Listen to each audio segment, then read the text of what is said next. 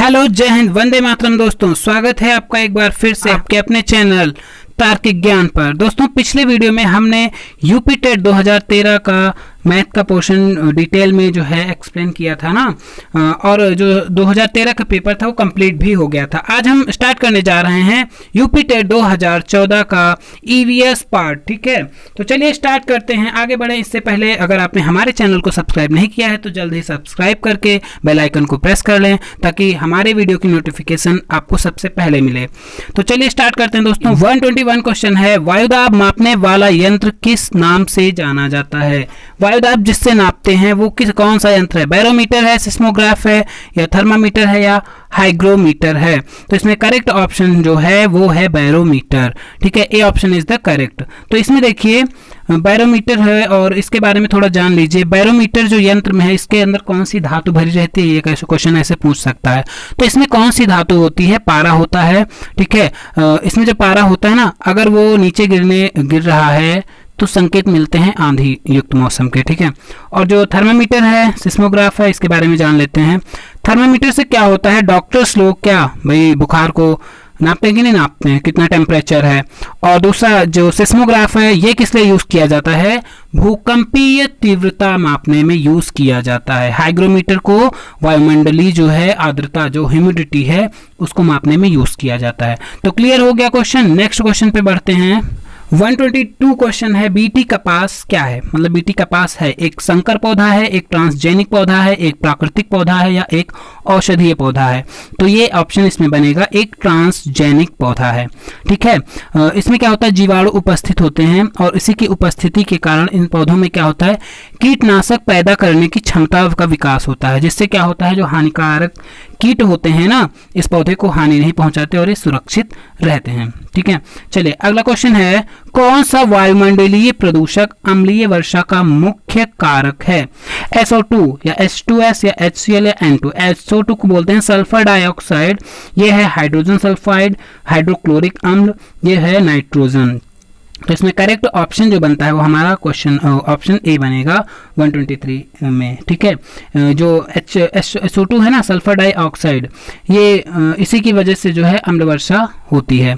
ये क्या करता है भाई? ये निकलता कहाँ से? पहले तो जान लीजिए, उद्योगों और वाहनों से उत्सर्जित होता है, और जो ये बारिश की बूंदों में या ओस की बूंदों में मिलकर जो है अम्लीयता का गुण प्रदर्शित करता है। इससे क्या होता है? जितनी भी फसलें होती हैं खेतों में ना, इमारतें होती हैं, उनको हर तरीके से कहीं ना कहीं क्षति पहुंचती है और ये हमारे स्वास्थ्य के लिए भी हानिकारक होता है SO2। ठीक है, चलिए अगले प्रश्न की तरफ बढ़ रहे हैं। 124 क्वेश्चन है, निम्न में से कौन सर्वाधिक उत्पादक पारिस्थितिकी तंत्र है? सर्वाधिक उत्पादक पारिस्थितिकी मतलब पारिस्थितिकी तंत्र का सर्वाधिक उत्पादक कहाँ, किस एरिया में होता है? उष्ण कटिबंधीय वर्षावन, या टुंड्रावन, या सवाना, या मरुस्थल? तो इसमें पहले ही जान लीजिए ऑप्शन तो इसमें सही है 124 में ए ऑप्शन। ठीक है, उष्ण कटिबंधीय वर्षावन। ये क्यों है? देखिए जो सर्वाधिक यहाँ पर इसलिए है पारिस्थितिकी का उत्पादन क्योंकि इस प्रकार के वन जो है विषुवत रेखा के आसपास पाए जाते हैं। अब विषुवत रेखा क्या होता है?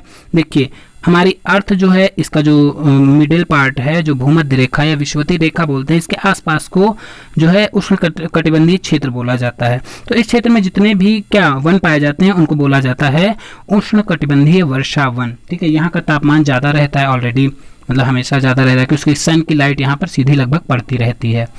ठीक है, तो इसी वजह से यहाँ पर पर्याप्त मात्रा में वर्षा भी होती रहती है। ठीक है, और इसी वजह से यहाँ पर जो है पारिस्थितिकी तंत्र के उत्पादन के लिए आदर्श उत्पन्न हो जाती है।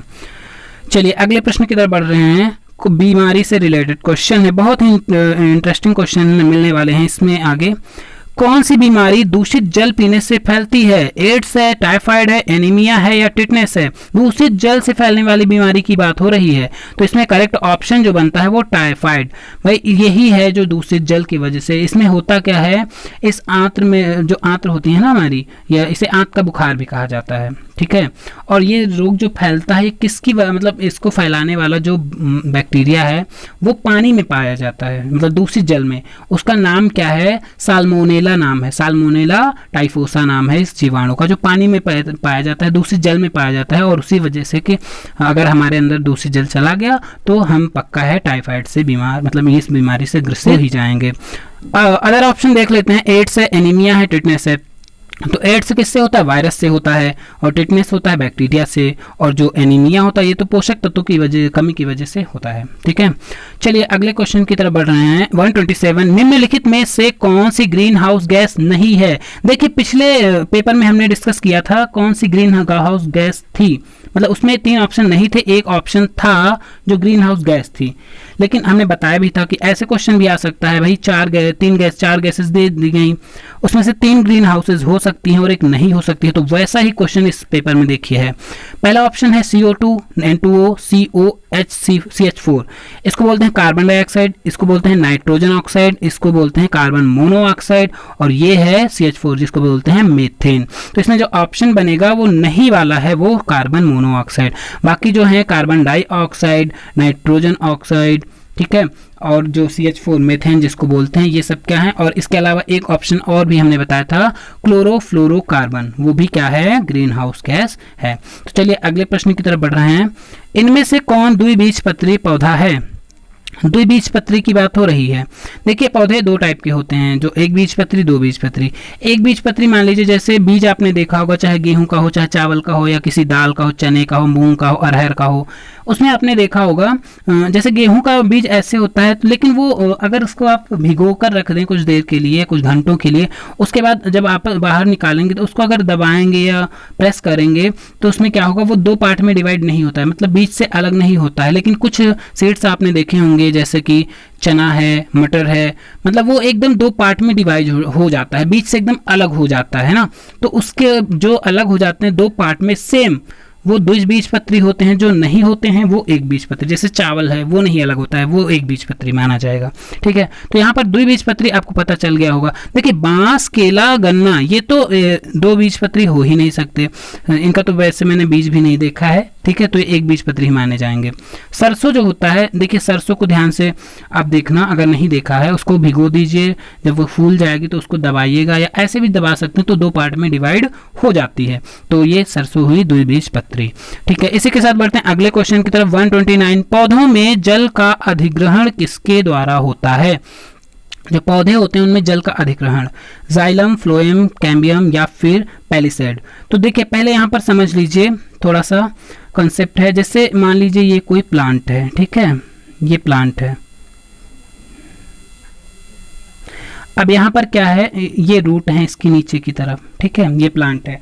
अब इसमें देखिए नीचे की तरफ क्या होता है भाई, रूट से इसको जल मिलता है, जल को अवशोषित करता है, एब्जॉर्ब करके ऊपर ले जाता है सारे पार्ट तक। तो कौन ले जाता है? ले जाता है जाइलम। जाइलम जो है एक टिश्यू है, ऊतक जिसको बोलते हैं हिंदी में, टिश्यू इंग्लिश में बोलते हैं। ठीक है, तो ये एक संवहनी ऊतक बोला जाता है इसको, जाइलम और फ्लोएम। तो जाइलम क्या करता है, नीचे से ऊपर ले जाता है सारी चीज़ों को नहीं, मतलब जल को सारे भाग में पहुंचाता है, पत्तियों में, स्टेम में, तने में, है ना, अदर पार्ट्स में भी। लेकिन तो जाइलम तो करेक्ट ऑप्शन है ही, लेकिन फ्लोएम के बारे में जान लीजिए। फ्लोएम का क्या करता है? देखिए प्लांट जो होता है वो अपना फूड बनाता है अपनी लीफ की हेल्प से, मतलब सनलाइट, एयर, वाटर की हेल्प से बनाता है, लेकिन जो तैयार होता है उसका फूड होता है लीफ के पार्ट्स में। ठीक है, जो लीव्स होती हैं वो क्या करते हैं, इनमें फूड इकट्ठा हो गया, तो इस फूड को भाई सारे पार्ट को जरूरत पड़ेगी ना, तो सारे पार्ट तक फूड ले कौन जाता है? वो ले जाता है फ्लोएम। मतलब जाइलम नीचे से वाटर सारे पार्ट में पहुंचाता है, और फ्लोएम क्या करता है, पत्तियों से जो है फूड को सारे पार्ट में ले जाता है, जैसे स्टेम है या फिर रूट है या अदर पार्ट्स हैं। तो क्लियर हो गया। चलिए अगले प्रश्न की तरफ। कौन सा प्रथम साहित्य स्रोत है? प्रथम साहित्य स्रोत पूछ रहा है। देखिए इसको हम थोड़ा सा ऊपर बढ़ा दें। कौन सा प्रथम साहित्य स्रोत है? देखिए ऋग्वेद है, यजुर्वेद है, सामवेद, अथर्ववेद। तो इसमें प्रथम पूछ रहा है, मतलब सबसे पुराना, जाहिर सी बात है, तो ऋग्वेद आपका करेक्ट ऑप्शन इसमें बनता है। ऋग्वेद जो है सबसे पुराना है। ठीक है, और इस वेद में क्या है, इस ग्रंथ में इंद्र को सर्वश्रेष्ठ देवता या मुख्य देवता माना गया है, इंद्र को। तो ये देवताओं से रिलेटेड ग्रंथ है। ठीक है, और इसमें 1028 सूक्त हैं और 10 मंडल भी हैं। सामवेद क्या है? ये संगीत से संबंधित है, ऐसे क्वेश्चन भी पूछ लेता है, खासतौर से अपर टेट जो होता है आर्ट साइड वालों का उसमें। यजुर्वेद जो होता है, देखिए ये किससे संबंधित है? ये यज्ञ प्रक्रिया से संबंधित है और गद्य पद्य दोनों में लिखा जाने वाला ये वेद है। अथर्ववेद ये जड़ी बूटियों या जादू टोनों मंत्रों मतलब इन सब चीज़ों से क्या है? संबंधित है अथर्ववेद। तो चलिए अगले प्रश्न की तरफ बढ़ रहे हैं हम। वायुमंडल में 99% भाग किन दो गैसों का विस्तार? देखिए गैसों से रिलेटेड आ गया, पिछले वीडियो में हमने भी बताया था आपको, पिछले ईवीएस वाले में पार्ट में जो 2013 वाला था ना, उस मतलब यहाँ वायुमंडल से गैसों से लेयर से कहीं ना कहीं क्वेश्चन 1 या 2 क्वेश्चन देखने को हर बार मिलते हैं। तो वायुमंडल में 99% पूछ रहा है, कौन? 2 गैसों का विस्तार है। केवल 2 गैसें हैं जो पूरा बनाती हैं वायुमंडल का 99% भाग। पहला है ओजोन एवं ऑक्सीजन, दूसरा ऑक्सीजन एवं नाइट्रोजन, थर्ड है कार्बन डाइऑक्साइड और ओजोन, और चौथा है ऑर्गन एवं ओजोन। तो हमने देखिए पहले ऑप्शन जान लीजिए, इसमें है ऑक्सीजन और नाइट्रोजन। क्यों भाई? नाइट्रोजन हमने आपको बताया था 78% पाई जाती है हमारे वायुमंडल में, ऑक्सीजन कितना होता है? 21%। तो ऐड करके देख लीजिए दोनों का 99% आ जाता है। लेकिन बाकी जो ये तो ऊपरी सतह से पूछा गया क्वेश्चन है, मतलब लेवल कम है इसका, लेकिन अगर डीपली भी पूछ सकता है इसमें जो तीसरे और चौथे नंबर की गैसेस हैं वो कौन सी हैं, उससे क्वेश्चन बना सकता है। तो इसमें तीसरे नंबर पर अक्सर लोग CO2 कर देते हैं, जबकि CO2 का नंबर है चौथा। इसका परसेंटेज हमने पिछले वीडियो में भी बताया था 0.03, और जो तीसरे नंबर की है वो है आर्गन, इसका परसेंटेज कितना है? 0.93। क्लियर हो गया? चलिए आगे बढ़ते हैं। पर्यावरणीय अध्ययन में शैक्षणिक भ्रमण का मूल उद्देश्य क्या है? पर्यावरण का भाई अध्ययन हमने पिछले वीडियो में इससे भी रिलेटेड क्वेश्चन था कि जो है जब बच्चे को पर्यावरण से संबंधित अध्ययन कराया जाए तो उसको किताबों तक सीमित नहीं रख के उसको बाहर जो है मतलब बाहर किस पार्ट में आप पढ़ा रहे हैं, तालाब के बारे में या किसी पेड़ के बारे में, है ना, तो उस बाहर ले जाकर भ्रमण करवाना चाहिए। तो भ्रमण तो यहाँ पर क्वेश्चन में ही पूछा है, लेकिन मूल उद्देश्य इसका क्या है, क्यों ऐसा करवाना चाहिए?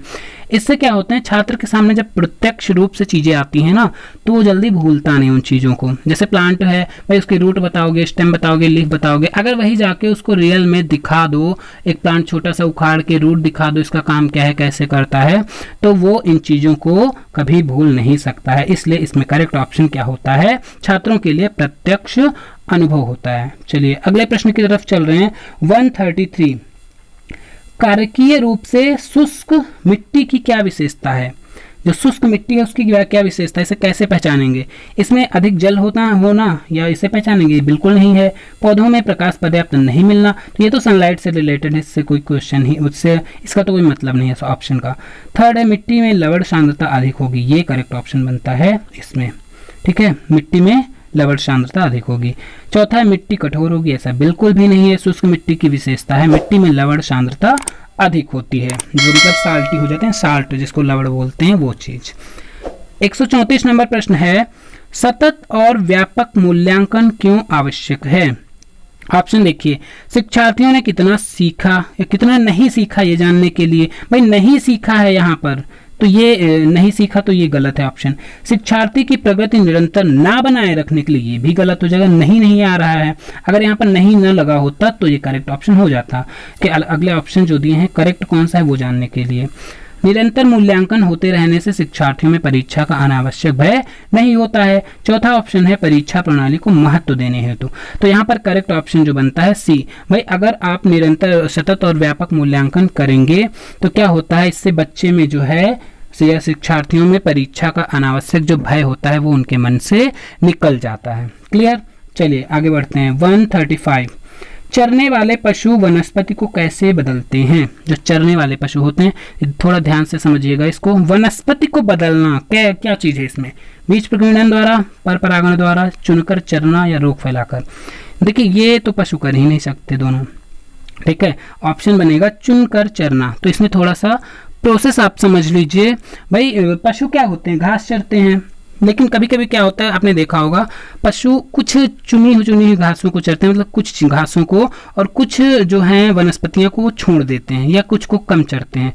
तो जिनको वो चुनकर चर लेते हैं, फिर उनकी जगह पर जो भाई दूसरे जिनको छोड़ा है उन्होंने, वो जगह ले लेते हैं अपनी, या फिर कोई दूसरी प्रजाति की वनस्पति उगाती है। तो क्या होता है, जिसको वो चरते रहते हैं वो खत्म हो जाती है और नई वनस्पति आ जाती है उसकी जगह दूसरी। तो वही यहाँ पर बन रहा है, वनस्पति को ये बदल देते हैं ऐसे चुनकर, चरकर। ठीक है, चलिए अगला प्रश्न है 136। निम्नलिखित में से कौन स्वस्थ अस्थियों के लिए आवश्यक है? स्वस्थ अस्थियां मतलब हड्डियों के लिए आवश्यक है। अगर आपको अपनी हड्डी मजबूत रखनी है तो क्या आवश्यक है उसमें? विटामिन के, विटामिन ई, विटामिन सी या विटामिन डी? तो पहली बात तो विटामिन डी से ही पकड़ लीजिए, calcium and vitamin D is the correct option of question number 136। ठीक है, तो ये कैल्शियम और विटामिन जो है आपका करेक्ट ऑप्शन बनता है। लेकिन इस क्वेश्चन के बारे में जो ऑप्शन दिए हैं इनको हम डिटेल में जान लेते हैं। देखिए विटामिन के बारे में पहले इनके जो है रासायनिक नाम जान लेते हैं। पहला ऑप्शन जो डी है करेक्ट ऑप्शन, इसको बोला जाता है कैल्सीफेरॉल। क्या बोलते हैं? कैल्सीफेरॉल। और इसी के आगे नाम होता है टोकोफेरॉल। कैल्सीफेरॉल, टोको, डी और ई सेम पास पास में है, एक जैसे नाम, कैल्सीफेरॉल, टोकोफेरॉल। सी को एस्कॉर्बिक एसिड बोलते हैं। देखो एसिड कैसे होते हैं, खट्टे होते हैं कि नहीं होते हैं? लगभग एसिड खट्टे होते हैं। अब खट्टी चीजों में विटामिन सी पाया जाता है, इसका नाम याद रखिएगा एस्कॉर्बिक एसिड। और के को क्या बोलते हैं? के से इसको बोलते हैं फिलोक्विनोन, इसका नाम है फिलोक्विनोन। ठीक है, रासायनिक नाम। तो ये हमने बता दिया रासायनिक नाम। अब किसकी कमी से कौन सी बीमारी होती है ये भी जान लेते हैं। विटामिन डी की कमी से रिकेट्स हो जाता है, खासतौर से बच्चों में, जिसको बोलते हैं सूखा रोग। बच्चे क्या हड्डियां कमजोर हो जाती हैं कि नहीं, और वो मतलब दुबले पतले रहते हैं। तो डॉक्टर अक्सर सलाह देते हैं छोटे बच्चों को जो जिनको सूखा रोग होता है कि उनको जो है सुबह सुबह धूप में जो है रखना चाहिए थोड़ी देर के लिए, क्योंकि धूप में जो है विटामिन डी मात्रा में पर्याप्त मात्रा में पाई जाती है उसकी सनलाइट में। ठीक है, तो इसीलिए सनलाइट विटामिन भी किसको कहा जाता है? विटामिन डी को ही सनलाइट विटामिन भी कहा जाता है। विटामिन सी की कमी से स्कर्वी रोग होता है। स्कर्वी रोग क्या होता है? देखिए अब जैसे दांतों में मसूड़े, कई लोगों को आपने देखा होगा मसूड़े जो होते हैं उनसे ब्लीडिंग होने लगता है, मतलब खून निकलने लगता है ना, तो ये होता है स्कर्वी रोग विटामिन सी की कमी से। और विटामिन ई की कमी से नपुंसकता या जनन शक्ति क्या हो जाती है? कमजोर हो जाती है। पोटेशियम और विटामिन के बारे में बात कर लें, ये जो है रक्त के थक्के से रिलेटेड है। जो मान लीजिए कहीं चोट लग जाती है, थोड़ी देर बाद ब्लड ऑटोमेटिक खून निकलना बंद हो जाता है, लेकिन कुछ लोगों को बंद इतनी जल्दी नहीं होता है खून। क्यों? क्योंकि उनमें विटामिन के की कमी पाई जाती है और जो रक्त का थक्का बनने में इतनी जल्दी वो पॉसिबल नहीं हो पाता है। क्लियर? चलिए आगे बढ़ते हैं। अगला क्वेश्चन है 137, हिमालय से संबंधित है। बहुत ही इंटरेस्टिंग क्वेश्चन है ये। भारत में हिमालय की सबसे ऊंची चोटी का नाम भारत में पूछ रहा है। वैसे तो माउंट एवरेस्ट जल्दी से लोग टिक करेंगे, लेकिन भारत में पूछ रहा है क्योंकि माउंट एवरेस्ट भारत में है ही नहीं। ये कहाँ पर है? नेपाल में है। तो करेक्ट ऑप्शन जो है माउंट केटू। इसे गॉडविन ऑस्टिन भी बोला जाता है। ठीक है, इसकी ऊंचाई कितनी है? पहले सारे पर्वत की ऊंचाई भी जानेंगे। गॉडविन ऑस्टिन भी बोला जाता है, माउंट केटू भी बोलते हैं, लेकिन ये जो भारत और पाकिस्तान का विवादित नक्शा है ना, ये उसके बॉर्डर पे है। ठीक है, तो ये समझ लीजिए। अब इनकी ऊंचाई देख लेते हैं सारे पर्वतों की। इसकी तो है 8,848, आपको पता ही होगा। कहीं कहीं बुक में लिखा होता है 8,850 भी। माउंट केटू की कितनी है? 8,611। कितनी है? 8,611। और ये नीचे है सी नंबर माउंट कंचनजंगा, इसकी थोड़ा सा कम है इससे 8,000, ये 611 था ना, 611, और ये थोड़ा सा कम है 8,598 किलोमीटर नहीं सॉरी मीटर है। ठीक है, माउंट कंचनजंगा की।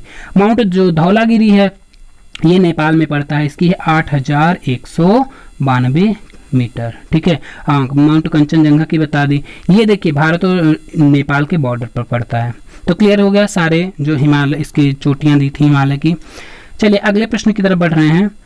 प्राथमिक स्तर पर शिक्षण की खेल विधि किस पर आधारित है? जो प्राथमिक स्तर होता है ना, प्राइमरी लेवल, शिक्षण की खेल विधि जो है वो किस पर आधारित है? विकास के मनोवैज्ञानिक सिद्धांत पर, या शिक्षण के समाजशास्त्रीय सिद्धांत पर, या फिर शारीरिक शिक्षा कार्यक्रम के सिद्धांत पर, या फिर शिक्षण विधि के सिद्धांत पर? तो इसमें जो करेक्ट ऑप्शन बनता है ऑप्शन नंबर ए। ठीक है। विकास के मनोवैज्ञानिक सिद्धांत पर जो है शिक्षण की खेल विधि। अब यहाँ पर शिक्षण की खेल विधि से क्वेश्चन ज़्यादा पूछे जाते हैं, ठीक है, पैडागॉजी से रिलेटेड है ये क्वेश्चन। चलिए अगले प्रश्न की तरफ बढ़ते हैं। 139 नंबर 139, वायुमंडल की सबसे निचली परत का नाम क्या है? देखिए पिछले भी वीडियो में जो है ईवीएस का पार्ट जो 2013 का डिस्कस किया था, वायुमंडल से क्वेश्चन ना आए तो ऐसा हो ही नहीं सकता, वो भी यूपी टेट में, ठीक है, क्योंकि भाई पर्यावरण है तो जाहिर सी बात है पर्यावरण से तो आने ही बनते हैं। लेकिन वायुमंडल खासतौर से बहुत मोस्ट इंपॉर्टेंट अगर कोई भी टॉपिक कहें तो वो है वायुमंडल। उसकी जो लेयर्स हैं, है ना, परतें हैं, कौन कौन सी, किसमें क्या है, तो ये सब चीज़ बहुत सारे क्वेश्चंस बनते हैं। चलिए इस पे डिस्कस कर लें हम। वायुमंडल की सबसे निचली परत, वायुमंडल की पहले परत जान लीजिए। 5 परतें होती हैं, क्षोभमंडल, समतापमंडल, मध्यमंडल, आयनमंडल और बहिर्मंडल। तो यहाँ पर सबसे निचली कौन सी है? क्षोभमंडल। तो करेक्ट ऑप्शन इज डी, तो डी आपका करेक्ट हो जाता है। विटामिन सी की कमी से होने वाली बीमारी का क्या नाम है? इसको अभी हमने बताया था, विटामिन सी की कमी से होने वाली बीमारी बताया था। देखिए विटामिन भी बहुत ही इम्पॉर्टेंट टॉपिक है अगर ईवीएस की दृष्टि से देखें, ठीक है। तो यहाँ पर स्कर्वी है, बेरीबेरी है, रतौंधी है, थकान है। तो यहाँ पर विटामिन सी की कमी से होता है स्कर्वी रोग। अभी हमने बताया था भी दांतों में जो है मसूड़े होते हैं उसमें सूजन आ जाती है या फिर उसमें ब्लीडिंग होने लगती है। बेरीबेरी रोग विटामिन बी की कमी से होने वाला। रतौंधी इसके अभी हमने बताए थे सारे नाम। एक का क्या? रेटिनॉल, एक का उसमें नहीं था, रेटिनॉल नाम है इसका, रासायनिक नाम रेटिनॉल है, ठीक है। जो बी का थायमीन है और सारे हमने बता ही दिए थे। सी का एस्कॉर्बिक एसिड है, डी का है कैल्सिफेरॉल, ई का टोकोफेरॉल और के का क्या बताया था? फिलोक्विनोन बताया था, ठीक है। चलिए आगे बढ़ते हैं, अगले क्वेश्चन की तरफ बढ़ रहे हैं। भारत की प्रथम महिला आईपीएस अफसर कौन है? प्रथम महिला आईपीएस अफसर, इनका नाम कौन नहीं जानता? किरण बेदी जी हैं प्रथम महिला आईपीएस ऑफिसर। तो जो अदर ऑप्शन है इनको जान लेते हैं। प्रतिभा पाटिल, ये तो हमारी भारत की पहली महिला राष्ट्रपति हैं, ठीक है। अब ये पद्मजा नायडू कौन है? ये सरोजनी नायडू जी का आपने नाम सुना होगा, है ना, तो उन्हीं की बेटी हैं, ये सुपुत्री हैं पद्मजा नायडू जी। तो इन्होंने अपना जो है स्वतंत्रता आंदोलनों में काफ़ी योगदान दिया है। ये एक लेखिका भी थी, शिक्षा के क्षेत्र में भी इन्होंने बहुत सारा काम किया है। चलिए आगे बढ़ते हैं अगले क्वेश्चन की तरफ। असम का प्रसिद्ध एक सींग वाले गैंडे वाला वन्य अभ्यारण्य कौन सा? एक सींग गैंडे वाला। देखिए पहली बात तो यहाँ पर जो वन्य जीव अभ्यारण्य या नेशनल पार्क्स दिए हैं ये आपको पता होने चाहिए किस राज्य में कौन सा है। अगर ये पता है तो जाहिर सी बात है थोड़ा सा ऑप्शन पकड़ने में इजीली हो जाए, आराम हो जाएगा। गिर जंगल ये गुजरात में पड़ता है, तो भाई असम की बात हो रही है, ये तो वैसे भी रॉन्ग है ना, ये रॉन्ग हो गया। कान्हा ये कहाँ पर है? एमपी में पड़ता है। मानस कहाँ पे पड़ता है? मानस पड़ता है आपका, हाँ ये मानस और काजीरंगा दोनों असम में पड़ते हैं। लेकिन एक सींग वाले, अब देखिए 2 ऑप्शन तो क्लियर हो गए, कट 2 में चुनना है। तो एक सींग वाला गैंडा है ना, तो इसके लिए फेमस है, बहुत ही इंपॉर्टेंट है ये काजीरंगा, ठीक है। तो चलिए अगले क्वेश्चन की तरफ बढ़ रहे हैं। 143, निम्न में से कौन सा आग्नेय चट्टान का उदाहरण है? आग्नेय चट्टान बताना है। बेसाल्ट, चूना पत्थर, स्लेट या ग्रेफाइट। तो आग्नेय चट्टान, देखिए चट्टानें 3 टाइप की होती हैं, एक होती है आग्नेय, एक होती है अवसादी और तीसरी होती है कायांतरित, या उसी को बोलते हैं रूपांतरित चट्टान। तो देखिए यहाँ पर आग्नेय चट्टान का उदाहरण कौन सा है? ये हमारा ऑप्शन नंबर ए है, बेसाल्ट। इसके बारे में थोड़ा जान लेते हैं। जो लोहा होता है ना, ये इसमें बहुत ज्यादा मात्रा में पाया जाता है और इसके क्षरण से ही, मतलब इसके टूटने फूटने से ही जो काली मिट्टी होती है ना, उसी का निर्माण भी इसी से होता है। दूसरे जो स्लेट और चूना पत्थर दिए हैं ना, ये अवसादी चट्टान के उदाहरण है। अवसादी या परतदार भी बोलते हैं, ठीक है, जिनको बोला जाता है भाई आग्नेय को इग्नेस बोला जाता है ना, जो अवसादी उनको सेडिमेंट्री बोला जाता है ना, ये चीजें। ग्रेफाइट है रूपांतरित चट्टान का, ठीक है, उदाहरण। अगला क्वेश्चन है 144, पृथ्वी के वातावरण की किस सतह में ओजोन, देखिए फिर ओजोन आ गया इसमें, किस सतह में जो है ओजोन परत पाई जाती है?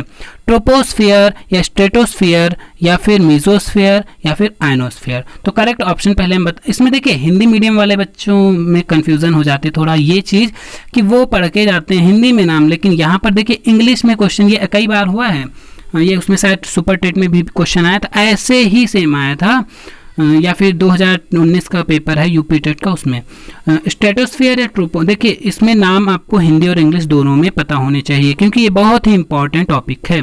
देखिए जो क्षोभ मंडल है उसको ट्रोपोस्फियर बोला जाता है, समताप मंडल को स्ट्रेटोस्फियर बोला जाता है, मीजोस्फियर पकड़ लीजिए मध्य मंडल, आयनो तो आयन मंडल है ही। तो ओजोन परत पाई जाती है हमारे दूसरे मंडल समताप मंडल में, जिसको स्ट्रेटोस्फियर बोला जाता है। ओके, अगला क्वेश्चन है 145 नंबर, सिख धर्म के संस्थापक निम्न में से कौन है?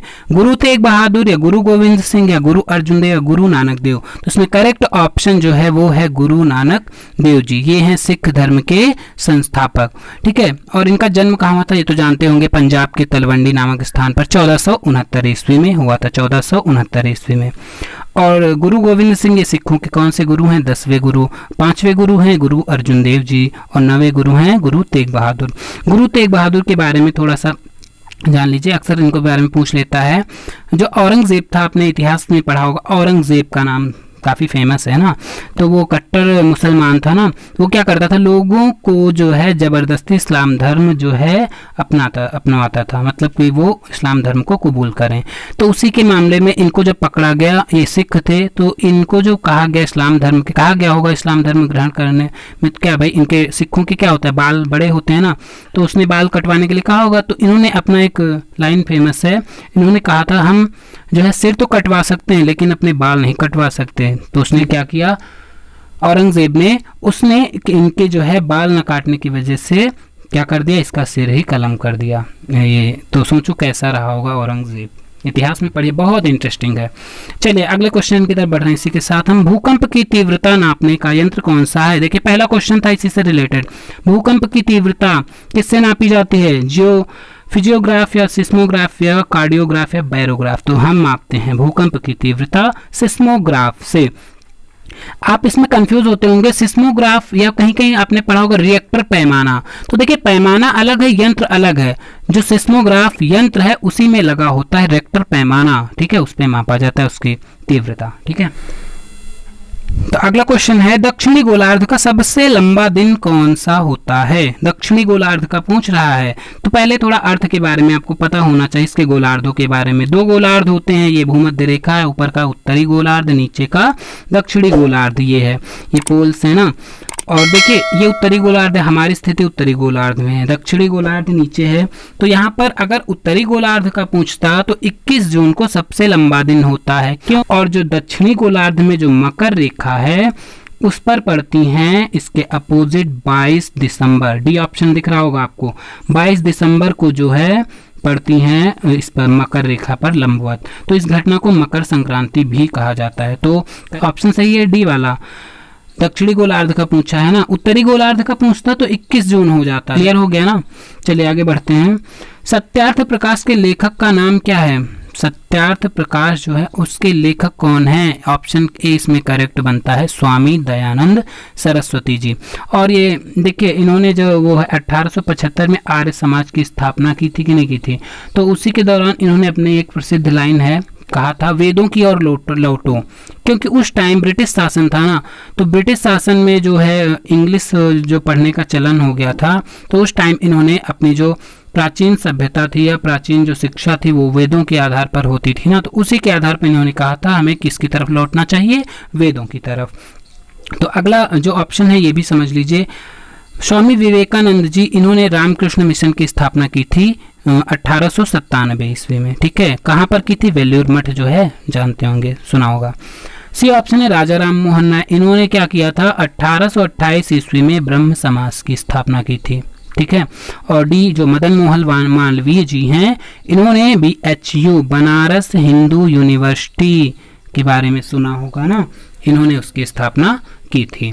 तो क्लियर हो गया ये क्वेश्चन। चलिए आगे बढ़ते हैं। अगला क्वेश्चन है 149, बिहू भारत के किस राज्य का लोक नृत्य है? ये है असम का। ठीक है, अब बाकी राजस्थान, तमिलनाडु, इसके भी बहुत सारे जो हैं लोक नृत्य हैं। राजस्थान में फेमस है घूमर, कौन सा है? घूमर। बाकी तमिलनाडु में, तमिलनाडु के नाम जो हैं काफ़ी टफ लगते हैं याद करने में, तो इसमें याद रखिए लास्ट में लगभग मैक्सिमम जो है अट्टम लगा होता है। यहाँ के लोक नृत्य में जो नाम होते हैं अट्टम लगा होता है। ठीक है, और उत्तर प्रदेश का तो नौटंकी, चरकुला, स्वांग, ये सब हैं, बहुत सारे और भी हैं, मेन हमने बता दिए। लास्ट क्वेश्चन है इस EVS का, खाद्य श्रृंखला के परस्पर समूह को क्या कहा जाता है? खाद्य चक्र, श्रृंखला अभिक्रिया, या फिर खाद्य जाल, या बायोमास का पिरामिड? तो इसमें जो करेक्ट ऑप्शन है वो है सी, इसको कहा जाता है खाद्य जाल। क्या कहा जाता है, खाद्य जाल। तो यहाँ पर ये ईवीएस का पार्ट खत्म होता है हमारा यूपी टेट 2014 का। तो अगर आपको ये वीडियो पसंद आया तो इसे लाइक और शेयर जरूर कर दीजिए, और अगर हमारे चैनल पर अगर पहली बार आप आए हैं तो इसको सब्सक्राइब करके बेल आइकन को जरूर प्रेस कर लें। धन्यवाद। जय हिंद।